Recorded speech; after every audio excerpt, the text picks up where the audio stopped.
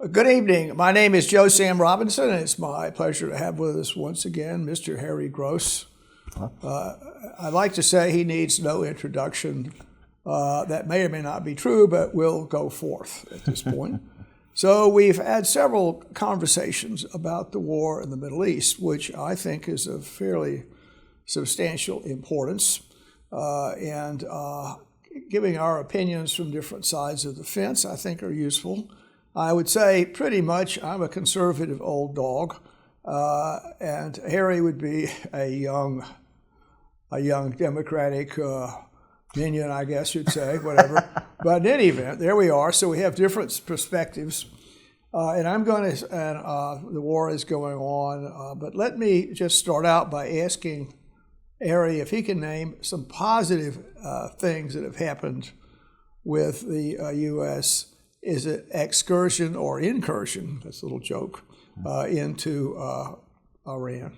So what are some positive things? Let's search for some positive things. That is a tough search. I think that there has been significant degradation of the Iranian regime. That's what President Trump would say would be a major impact. I'm not sure it's gone as far as he believes it has, or as far as it would need to go for regime change. We're just going to put positive. I know, but at the same time, I'm saying that positively there has been significant degradation in the regime. Anything else? I think there is.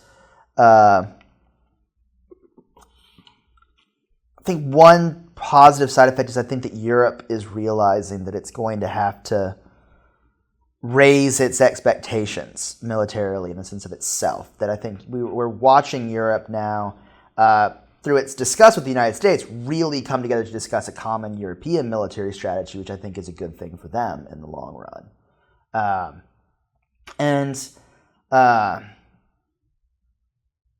Maybe all the top of that. Yeah, I know that. It's quite I am. Well, I just gave you that unexpected challenge, and I mean, I think that's a useful exercise for anyone. Yeah. I mean, even if they think, well, I know what my opinion is, there are whatever the things that you can extract that might be positive. It's certainly easy to find some negative things, but that's not quite as challenging. But the positive things, I guess you could say maybe smaller countries are more timorous when they confront the U.S. Maybe the U.S. will do something with a big stick. Maybe they'll do something to them. I don't know what that does or doesn't do. That may have some kind of salutary effect. And it's not generally, I think most people would say use of force should be quite restrained, but there can be some advantages in that. There can be. And so maybe if you search for what's going on here, there might be some positive things. Now, One thing it has done is changed the world order. And if you want the world order changed, this may be a way to do it. Now, whether the changes are good or bad, and it would depend on your perspective. So maybe you could say something came of that somehow. There are particularly some positive things for Israel. I mean, looking at the U.S., there might be a little harder to find something. There is something. But for the Israeli situation, they would certainly give them a sense of protection, some psychological advantages, and maybe it would just basically stop attacks against them. Another thing is the question about stopping nuclear weapons, development of nuclear weapons. And I think the real issue there to consider is what happens when a country has a nuclear weapon, and in some ways they become unassailable. A good example might be North Korea. So North Korea is rolling along. It's a rogue state or whatever. What are we going to do about North Korea? Just as soon as they developed nuclear weapons, the equation changed. And I guess you could say, well, maybe this has stopped Iran from having nuclear weapons, therefore makes them more assaultable. You can beat them up a little bit easier than you could if they had nuclear weapons. And presumably there'd be some way to threaten their client states in a little easier fashion. Well, I mean, we've run around the bases a little bit to say there are some positive things. Now, it'll be a much easier task to talk about some negative things. Yeah, I will add one more positive thing that I Yes. thought of. And that is, it has been a real showcase of American air superiority. That given the structure of Iranian air defense and the fact that this is a capable, prepared enemy, that we've only lost a handful of planes, and 2 of them were in accidents, 3 were in a friendly fire incident, Yes. and 1 was a successful return to base. The plane is almost unusable, but it was no pilot was injured or killed. That's a good sign. I mean, that shows that the ability of our armed forces to execute their mission and to showcase military power is very much intact. That the technical capability of the U.S. military is very much in fine form. That is a good thing. And you could say that actually the sense of patriotism, in some circles, the sense of patriotism, pride in the prowess of the country, I mean, that in some circles that would be encouraged. People that, there are many reasons to say USA, USA, but then when the U.S. is romping and stomping and there's certain atavistic juices flow when that happens, and that in some circles might be considered a positive event. So there we can find some things. Let me discuss some of the negative things. Firstly, cost, and I'll ask this question: what is this costing? And I'll preface this by saying, from the Bible, peacemakers, or you're good at this, the peacemaker line. Peacemakers are great. The Bible says that. Yeah. Also, the Bible says war and rumors of war. So we have this just continuing problem among our species, fighting, war, struggles. Okay, so we're in the same old bailiwick we've been in forever. When this happens, it has generally negative economic consequences. I say generally. There can be some situations where a good, healthy war will make the GNP go up. I mean, you could make it was that a cure for the Depression, World War II, but it cost a lot of money, and the resources could be used in a better fashion. And I'll ask this question: how much does it cost, and who can say? What's it cost? It costs about $1 billion a day now. That's what we're up to. Are we sure? I mean, the reason I query that is, are we sure about numbers? Are we sure about any of the facts on the ground? Can we depend on facts, which is quite a task often? Are we getting correct facts? What is the real number? And in the past, have we gotten correct facts in war? And there are also lots of secondary negative things that happen. If the interest rates go up a little bit, that suppresses GNP production. So it's rather complicated, yeah. I think. But it seems like it's costing a substantial amount of money. Now, is that a good thing or a bad thing economically presently? Is that a good thing to have this expensive outlay of money? Right now, it's a bad thing, mainly for a couple of reasons. One, we're not actually using that spending to boost domestic production. If we were spending that money to boost domestic production of arms and weapons and material, that would be a net economic positive gain. That's what happened in World War II, right? The idea that money is being transferred from the federal government to local economies through subsidization of weapons contracts. Right now, the spending is mostly just in outlays and costs for fuel, for bombs, and we're not really replacing that. Plus, it's translating into higher oil prices. That's part of what's getting factored into this $1 billion number, as far as I know, and that's raising prices everywhere. It's also bad given that the current administration's economic agenda was set around cutting everything, right? That we didn't have enough money for all these things, that we had to cut funding for the arts, we had to cut USAID, we had to cut public-private science partnerships, that kind of thing. That was wasteful spending by the administration. And yet, we've already spent more than USAID's entire budget on the war. Well, we've almost spent double that, actually, almost. That there is, this money is not transferring through the economy the way that would be helpful for things. It just seems to be, at the moment, total economic hypocrisy from the administration. one of the issues about is understanding money and the and actually living standards, happiness, humans being happy, American citizens being happy with a money situation. Everyone wants that. All kinds of good things flow from a economically stable, happy country. Mm-hmm. Now, one of the issues is to understand where the money goes, and the percentage of money that of the national GNP that goes into war. That number is not as great percentage-wise as you might think. Yeah. I think compared with healthcare expenditures and income transference, that's somewhat of a smaller number.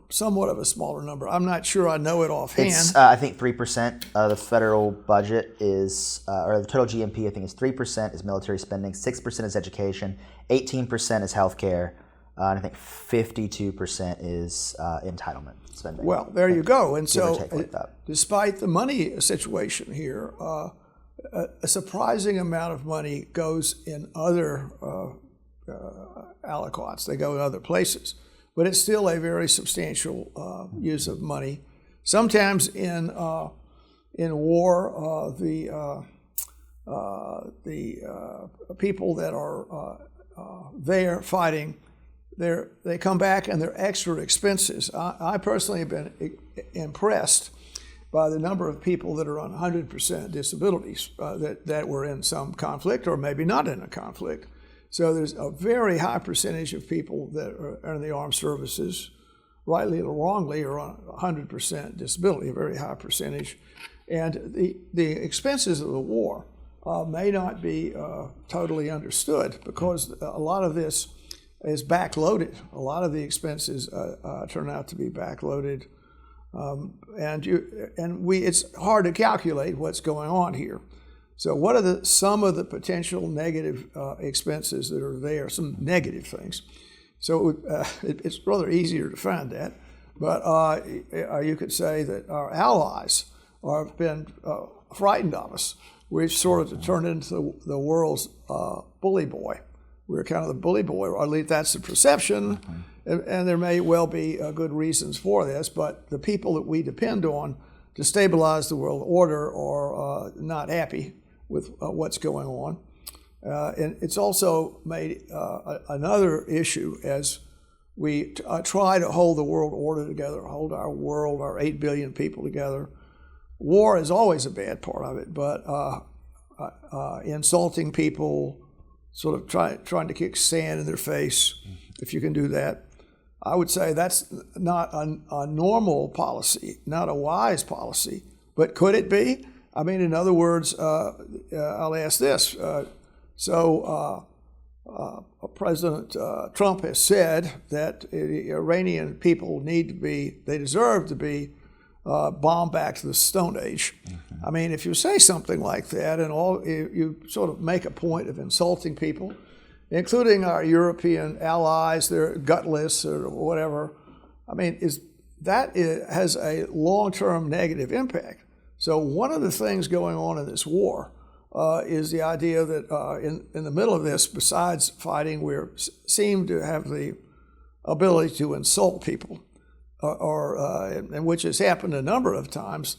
And one could ask, is this the correct demeanor for the highest officials in the United States government? Is that the correct demeanor? Where I would say in earlier days, you were everybody's avuncular big brother, or uncle, shall we say, a very pleasant figure located here in North America that was very charitable, kindly, eager to help, and welcoming. And that seems to be less obvious now. I mean, so that's a downside, I think, of the war. And contrary-wise, people may say this is exactly what everybody needs to see.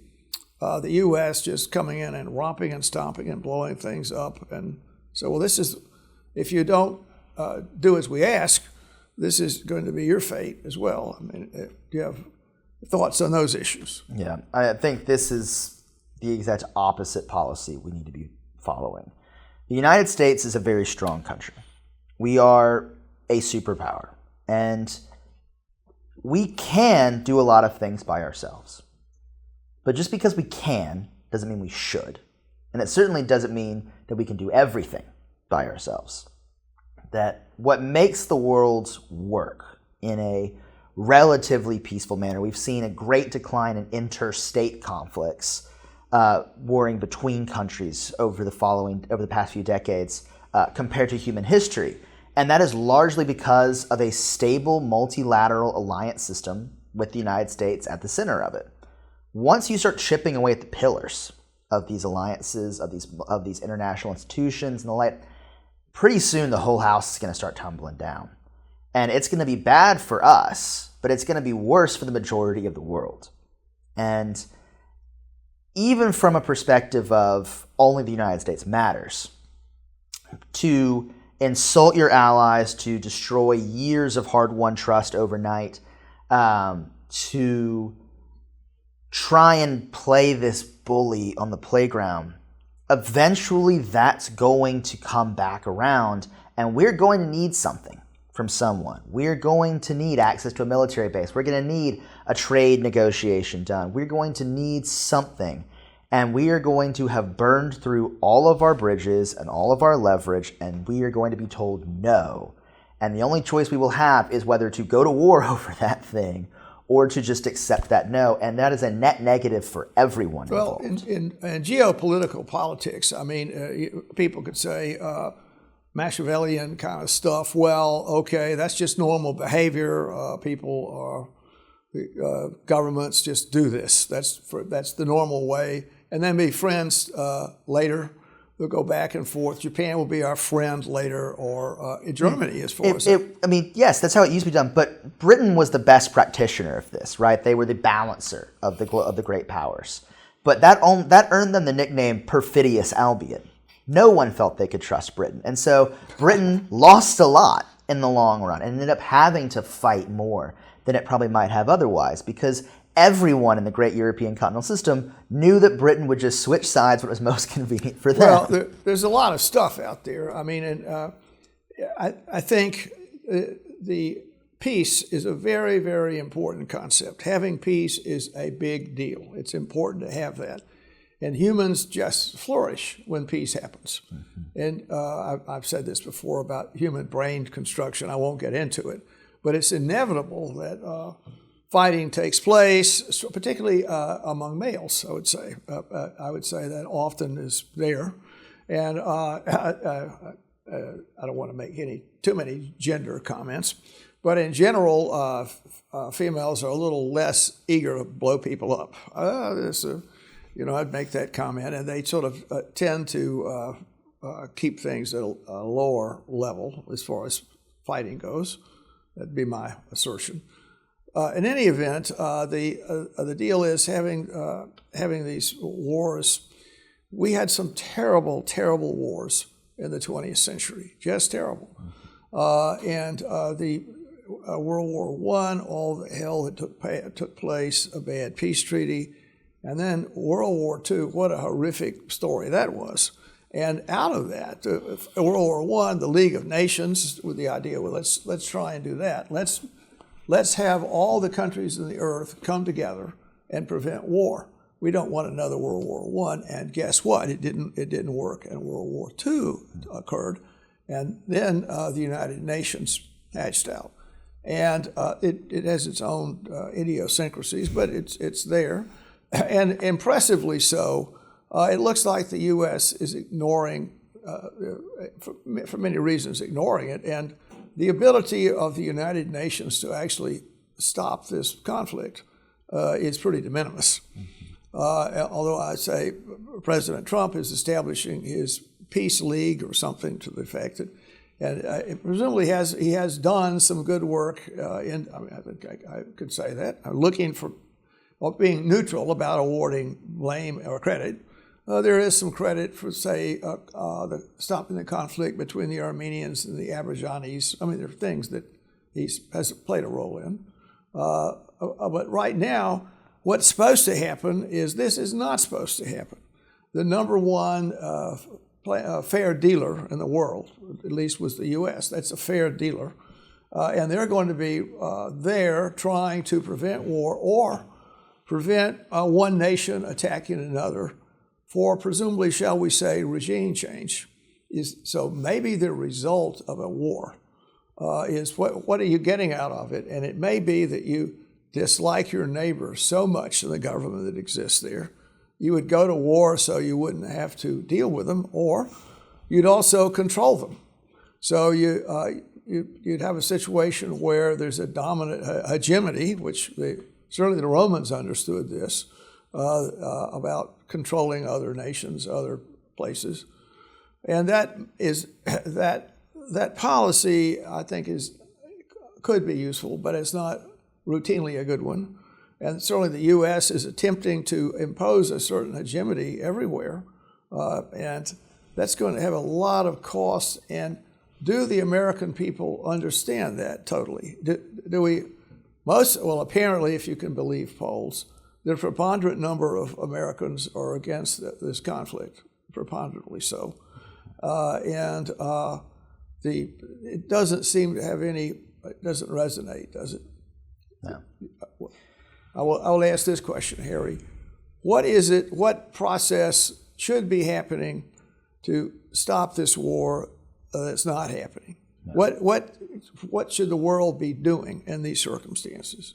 Well, there's little the world can do short of sanctioning the U.S. or Israel or anything like that. This is a war of choice by the United States, and only the United States can end.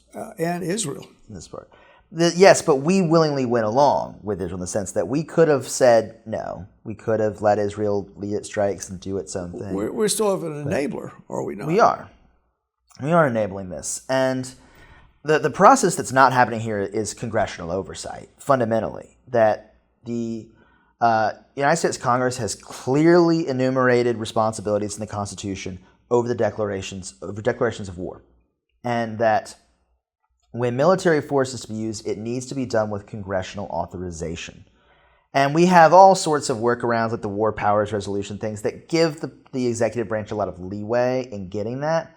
But the fact that there has not been any effort whatsoever by the administration to get congressional support is a real bad sign. Well, now, the Democrats would they'd like a role in this, and presumably the Democratic Party has good points and bad points. But I think it would be against the war, probably, and probably most Democratic congressmen would be against it, I think. And the Republicans, most of them might be supportive of the issue. And why cannot the Republicans say, you've got some good ideas, some bad ideas, President Trump, but this happens to be a bad one, and so I'm going to go along and vote with the Democrats on this because it's an issue of high moral responsibility. Well, why can't they do that? Why can't the Republicans do that? Oof, there's a lot of answers to that. I think the foremost one is a weak leadership. I think that there is a clear abdication of responsibility on behalf of particularly Republican congressional leadership, where there is a clear willingness to act as a rubber stamp for the presidential administration in some places, and other places just to not say anything. That rather than bring a confrontation and risk intra-party conflict, there just seems to be a question of we're just going to ignore this. We're going to pretend it's not happening. At least that's my observation of it. Do you think the one villain in this piece might be the Democrats themselves? A frown on that. But so in other words, if the Democrats are not exactly a huncular, pleasant people that the Republicans think those people are the kind of people that I know about and I can understand them. And the sense is, and I think this is rightly or wrongly, the sense that many Democrats basically hate America. That's what the Republicans. Those will laugh at that, but the issue is hear me out, and it's maybe they don't, but the image of the America that they have is a pretty evil place, and if you probe a little bit, that would be the issue, and that would be what the Republicans might think. So what I'm saying is that if you to make an effective counterpunch against executive power here, if the two parties are so much against each other, it makes it very difficult to do it. And I would say crossing the line to hook up with the Democrats, the Democrats have put barriers up, in my opinion, to accomplish that. Now, that's not the whole story, but I think it's some of the story. Now, the other part of it is the personal power that the president has. He has a lot of personal power and a major constituency that's part of the Republican coalition. So if you were a lesser political figure in Congress and the president, and you defied the president, then he's certainly demonstrated his ability to take no prisoners. He wouldn't just, I know you feel that way, Bob, but I guess I can let you feel that way, but remember, that's not what I like, but you're a free person. You can think as you wish. I don't think that's the way it is. And so for the power dynamics, if in fact someone went against the presidential arrangements, it would be swift and merciless punishment politically, which you could say, is that good or is that bad? Those are some facts out there that should be probed. And I'm a conservative person in many ways. I mean, I have thoughts that are ideas that may go back to an earlier age, rightly or wrongly, but I think my ideas have some merit. And how well those ideas are going to exist in this world is a problem. More so that I think I've made this point before, but if you are a conservative person and all these, I imagine these people hate America, or they hate my concept of it. They hate whatever the deal is.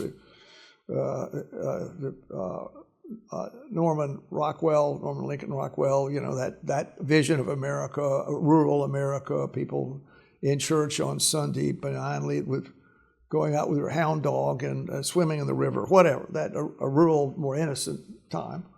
And also a certain monolithic ethnicity there.